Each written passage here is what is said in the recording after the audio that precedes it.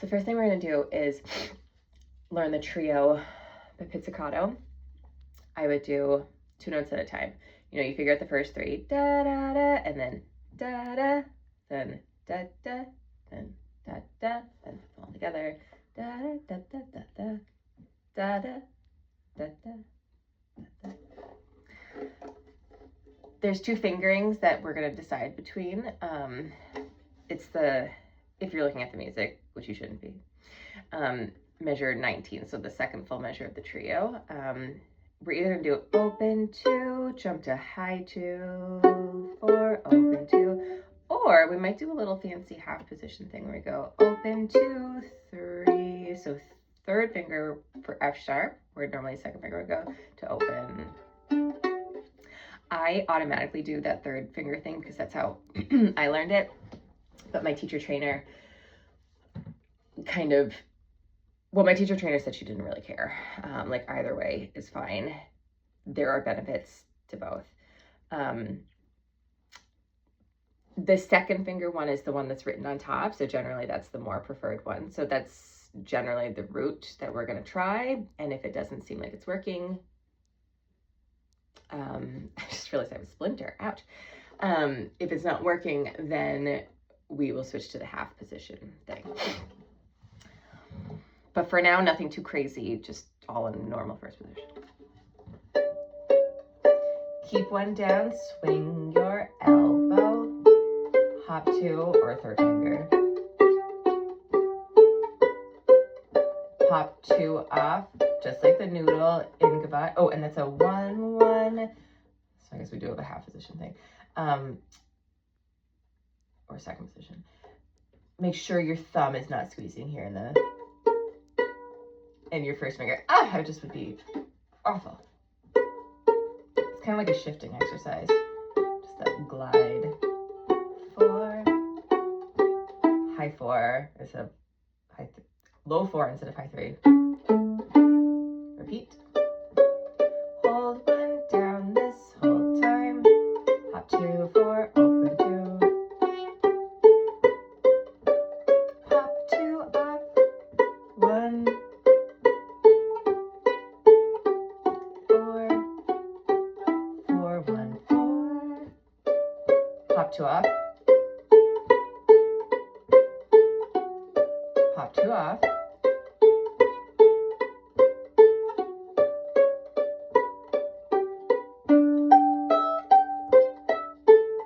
Again, we're going to pick between the 2 fingerings. Let's say we're going with the second finger one.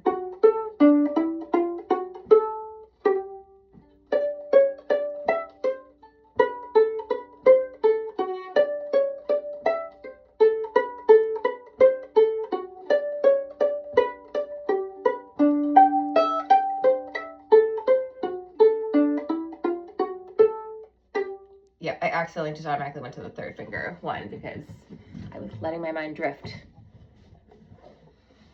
Don't do that.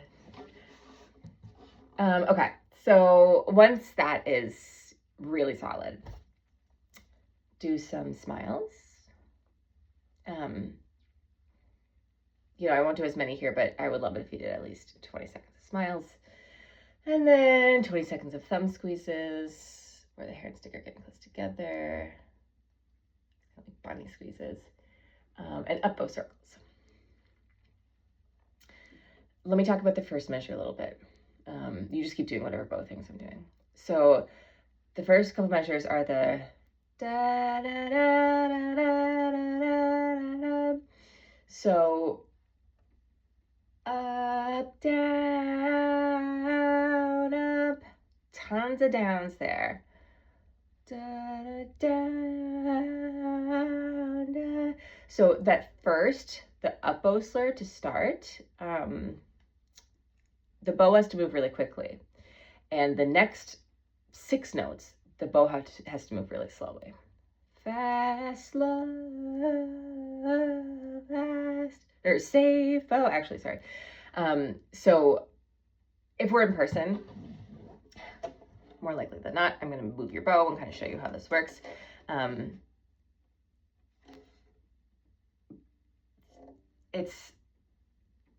You want to be really careful that doesn't turn into like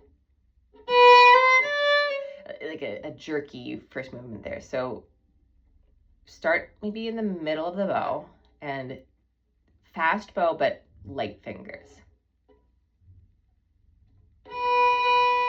So you're traveling a great distance quickly. You're just skating along, okay? Like if you think of the tones, the water spider, goldfish, hippo, tuna, this is like we want it to be kind of like a goldfish tone,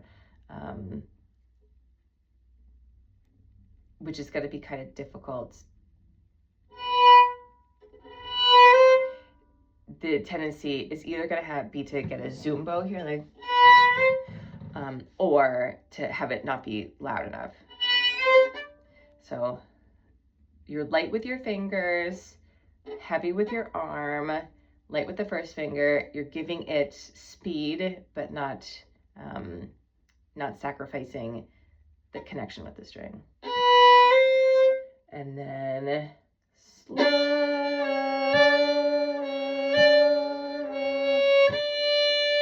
And on those are all accents, those D's. So think thumb squeeze, thumb squeeze, thumb squeeze. Also think smile with your elbow, smile with your elbow, smile with your elbow. And also think bend knees, bend knees, bend knees. So let me put a little something on the tip of my bow and watch. Let's see if this guy fits. Watch the cow as I play this first. Yes, he stays on there. As I play this first bit here. So.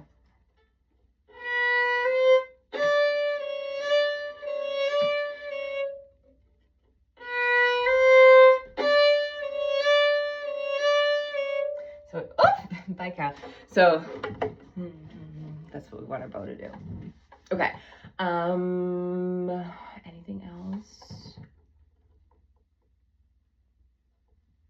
Yeah, just make sure you're doing the thumb squeeze and knee bends and smiles there, at least, you know, when we're practicing this to start. And arguably maybe forever. Okay. Then let's try a horsehair balance point bow hold. So you put maybe like a tissue that's maybe folded in half like this.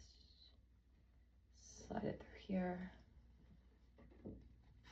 Okay. And then, oh, actually horse hold balance point bow hold. Hold it up a bit like this. Somewhere around there. Where your pinkies maybe flush with the grip thing here. Okay, and you have to have a good bow hold here. So bend thumb, bend pinky. This helps you kind of get out of the way of the bow. You know, you can't do too much squeezing here. So it lets the bow do what it wants to do. It will eliminate crunch, and also helps us keep the bow kind of nice and straight, like flat. So we're gonna play through this piece with that bow hold. And depending on what I say in the lesson, you know, maybe I'm having you learn this way, or maybe we try it without this and do it later, but I'm gonna play through with it. Okay, so I'm gonna play through it. I'm gonna be yelling things out. Okay, so start in the middle of your bow, breathe, knee bend, smile, thumb squeeze, save, bow. That's a smile there. End in the middle of your bow here. Then rest. Smile, smile, smile. Smile, swerve forward. Okay, the second half will be to come.